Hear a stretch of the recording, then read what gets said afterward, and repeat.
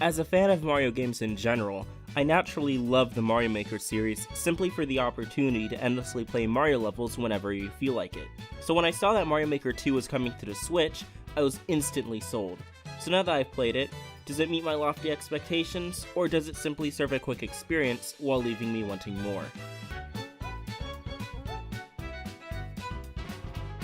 Let's start with the most key feature of this game, the course creator. Going in, I was afraid that the controls of the Switch would be a hindrance when compared to the Wii U gamepad. You see, the whole idea of the first game was that you could draw on the touchscreen to place assets. I won't say that this method is worse, but it certainly isn't better. I quickly got used to the controls, and going through the tutorial definitely left a lot of guesswork out figuring things out. The problem is the complexity of the interface, even after you figure it out. Although everything is more organized this time, it'll take much longer to build your course now that you can't just touch an object and then drag with your finger. Luckily though, where the game lacks in controls, it makes up in the sheer variety of course parts, themes, and enemies. You have pretty much every asset from the new Super Mario Bros. Series, with some additions from the older games. You can even make your own 3D world course, which results in a wealth of new possibilities. Nintendo also added clear conditions, so you can now create more complex creations. Now Kaizo levels can be even more enraging. Once you finish and verify your level, you're able to give it a title and description, as well as selecting 2 tags which best describe your level.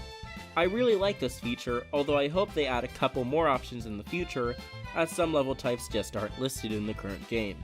However, this is a really small change, which makes a big improvement, as I'll discuss in the future. Moving on, a small addition which people don't seem to think about is Yamamura's Dojo. Now entering this mode, I expected some basic tutorials about making a level. However, I was pleasantly surprised.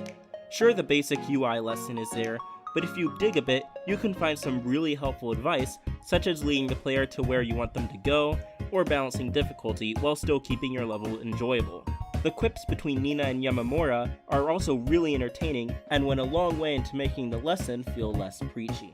Switching over to the play mode, Course World is by far the place you'll spend the most of your time in. When you get started, you'll make a creator's profile, which is effectively an online account.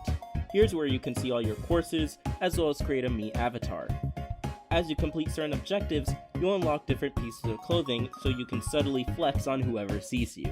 And I'll tell you, there's nothing quite so effective as wearing a pair of overalls to cure that crippling depression. Moving on, you have 2 types of multiplayer modes, competitive and co-op. Now first, I was super excited to be able to troll my friends from across the state, but unfortunately Nintendo forgot to add that option.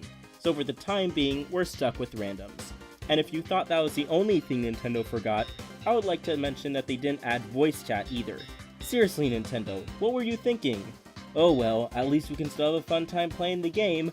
Oh wait, no we can't because half the matches are laggy as heck. Seriously Nintendo, what happened? Was the online team too busy choosing the next month's NES games or something? I know I'm making a big deal out of this, but seriously, this game was supposed to sell Switch Online subscriptions, and they didn't even take the time to properly flesh out the online modes. Sure, you could switch to local multiplayer, but that means you have to have 3 other friends with their own Switches and copies of the game.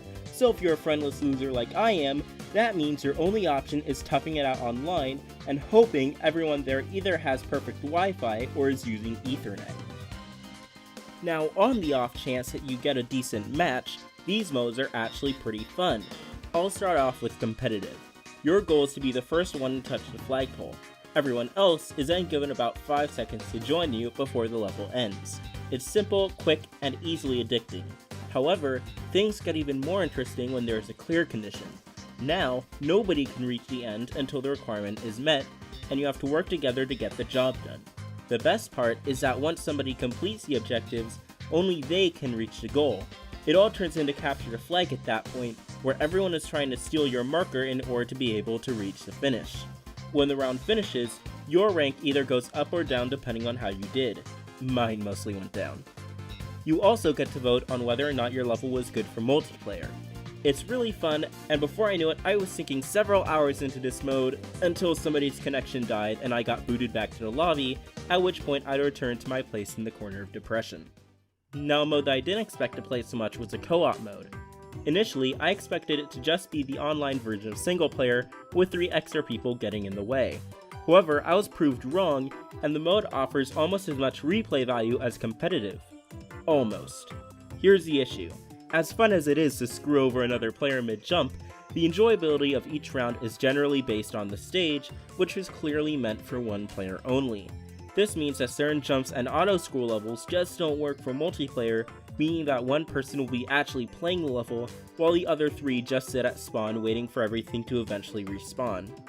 Furthermore, there isn't any way for the system to distinguish between these levels since Nintendo forgot to include a multiplayer co-op tag to the list. Also, it turns out that a big part of playing as a team is being able to actually communicate with each other. And with the counterintuitive and overly safe message system Nintendo provided, you aren't going to be communicating anything. Again, this is such a simple oversight, I wonder what happened when the development team was making this. Moving on, we have Endless Mode. It's pretty self-explanatory. You play an assortment of random levels based on your chosen difficulty and go as long as you can without running out of lives. I mean, it's good, but what happened to the 100 Mario Challenge? Even the 3DS had it, and it was basically a shell of the original game. I will say though that seeing your global rank is cool, and the game's judgment on difficulty is better than Mario Maker 1.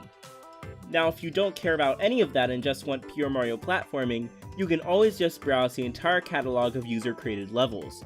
This is the one part of online which I feel Nintendo improved. You can now do a detailed search of exactly what you want, and the tags help a lot in getting what you want specifically. So now if I'm in a mood for a challenge without it being an auto-scroller, I can easily find it. You can also download levels so you can play them offline or in same-screen multiplayer.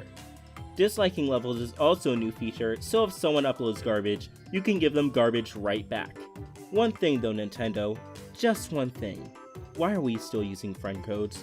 Sure, you shortened them, but why couldn't you just let us search by name? I guess that's just Nintendo being Nintendo. Before moving on, I know I may sound like I hate Mario Maker 2's online, but I really don't. I guess my issue isn't what there is, but what isn't. Nintendo already had their NSO app, which so far only supports Splatoon 2 and Smash Bros. Ultimate. Why not add Super Mario Maker 2? At least add voice chat or something. Until Nintendo adds these, however, you'll at least still have a generally good time, especially if this is your introduction to the Mario Maker games. So now we come to the last option, Story Mode. This alone is worth half of the game by itself.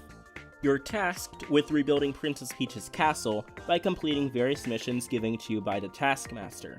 Of course, if I was Mario, I'd just ditch that self-entitled princess for almost stranding me on the moon, but I guess we all have our weaknesses. Now I expected this to be a neat time waster which I would occasionally come back to, but every time I thought of Mario Maker, I couldn't stop thinking of Story Mode. There's a nice difficulty curve, and it straight out allows you to skip certain missions. The people offering the rewards are obviously Nintendo characters from various franchises, and it's really fun to guess who they are. There's also quite a hefty post-game, which I'll admit I still need to finish.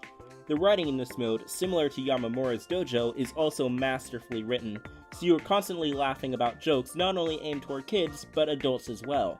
Overall, I really can't think of anything wrong with this mode. It's clever, self-contained, and progressively difficult.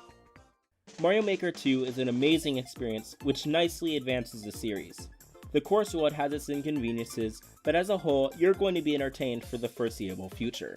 The Course Maker is a fantastic upgrade from the original, pardoning the controls, and Yamamura's Dojo is a brilliant way to get you brainstorming on your next project. For those looking for some professionally made levels, Story Mode has you covered as well. It isn't going to be Game of the Year, but it'll easily please fans of the 2D Mario series. I give this game my score of 8 out of 10.